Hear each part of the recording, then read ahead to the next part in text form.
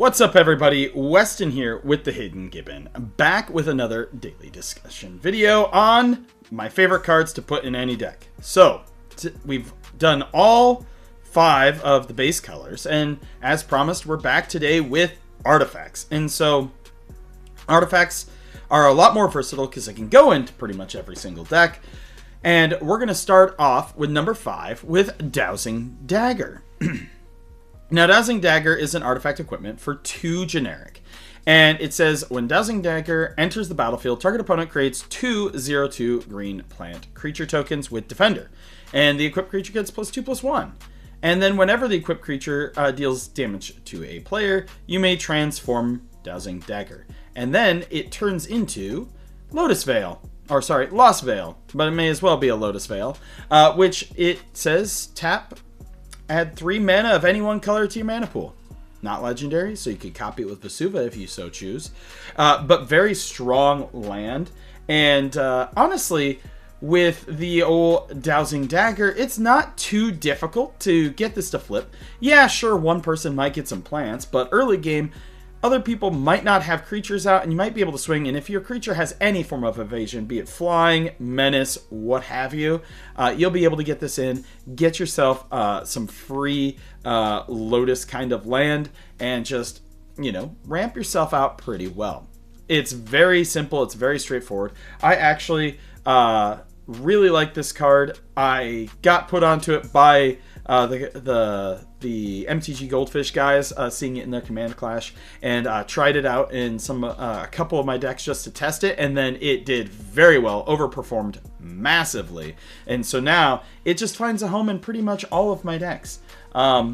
Yeah, I think I have like 30 copies of this thing, and so it's not in all, it's in half of my decks. I can't justify buying it like another 35 of them, but it is pretty much in everything.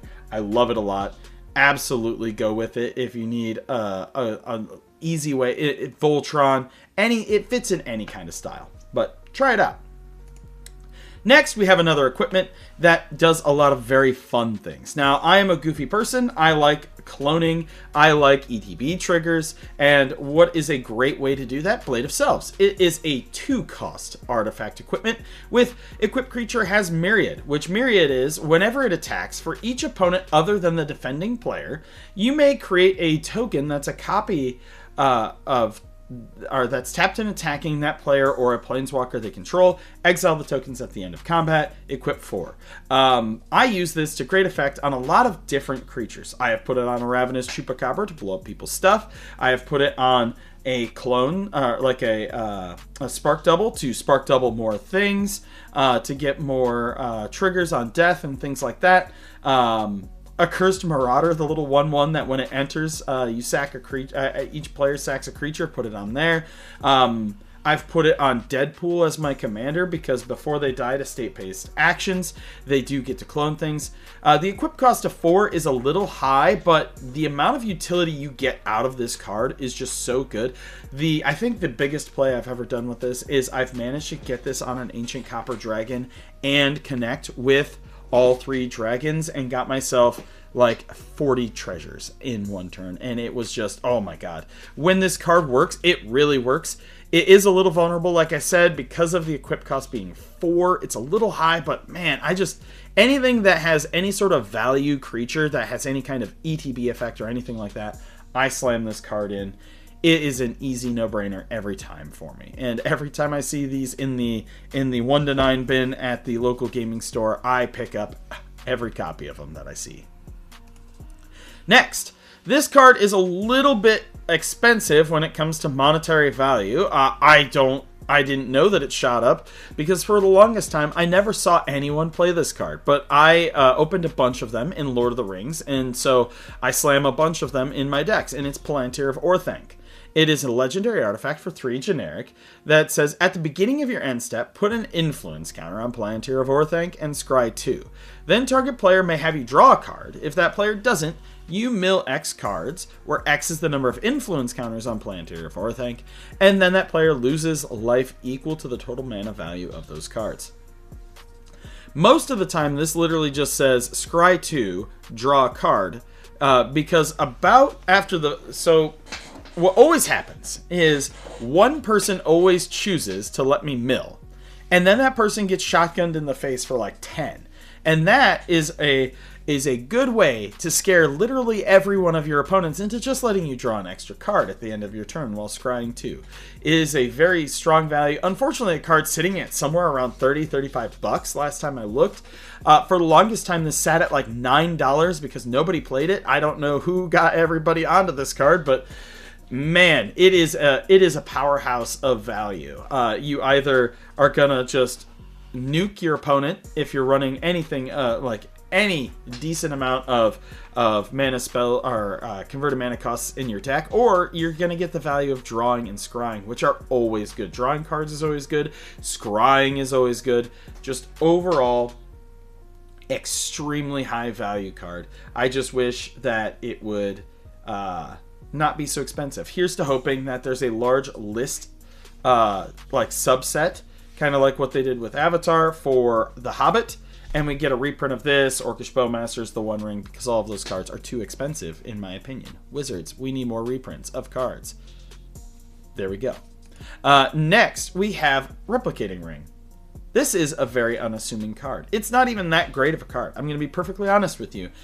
It is a 3-drop mana rock, and if the online world is to be believed, 3-drop mana rock is bad always. But I really love this card for 2 reasons. One is its main ability of, at the beginning of your upkeep, put a night counter on a Replicating Ring. Then if it has 8 or more night counters on it, remove all of them.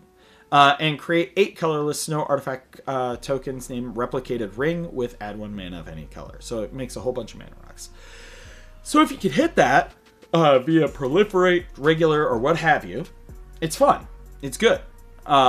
The other reason I play it is I don't know why, but in my pod, this card draws more hate than my commanders. It draws more hate than Bolas's Citadel. It draws more hate than pretty much anything, because people are like, we cannot let this man have that much mana.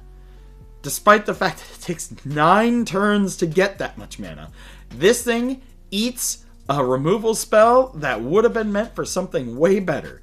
And so that is why it goes in every one of my decks. And I don't know where my stack of them are, but I legitimately have a stack of like 50 of these somewhere, because I love them that much. Oh god, I love this card. It's not great. It really isn't. But if you, it could be fine in lower power decks. Go ahead, give it a try if you want. See if it's a lightning rod in your pods as well. But yeah, there you go. And then last, but certainly not least, we have All Is Dust. Each player sacrifices all permanents they control that are 1 or more colors. I'm going to tell you, friends, I own a lot of these. 1, because I played 12 Post in Legacy, and 2, because I played during a time where Iona, Shield of Emeria, was legal in Commander, and you needed a way to kill it if you got shut out. All Is Dust is a very strong, very good card. Yes, it hits your permanents as well. However, sometimes you just gotta watch the world burn to save your life. And so All Is Dust hits all colored permanents and saves your mana rocks. Yeah, sure, your opponent's mana rocks are alive too, but saves your mana rocks. And that's what's important, is that it will hit everything. And they sacrifice, so it gets around indestructible. It's a very strong spell, very good spell, and I'm going to tell you, maybe just pick up a copy for in case they ever unban Iona, because there was discussion in it in the last BNR update. Just have this on standby for when or if that card ever gets unbanned. But until that day, it's still got great utility. But those have been my colorless cards that I throw into every commander deck. I still throw All Is Dust into almost every commander deck. And let me know what artifacts, colorless cards, what you play in each of your decks. I, again, am always loving seeing the reaction to these. I love having the discussions and talking with people about the cards that they put in. Learning about new cards that I didn't know about, seeing that some of you folks have learned about a card you didn't know about. Especially, I make these especially to help out newer players, but even me, who's played the game for like 25, 24 years, still is seeing cards that people bring up that I have never heard of, because there are so many Magic cards out there. But let me know what you think in the comments down below. As always, I'm Weston with the Hidden Gibbon. Tomorrow I'm going to be back with the lands deck, and I hope you all have a wonderful day.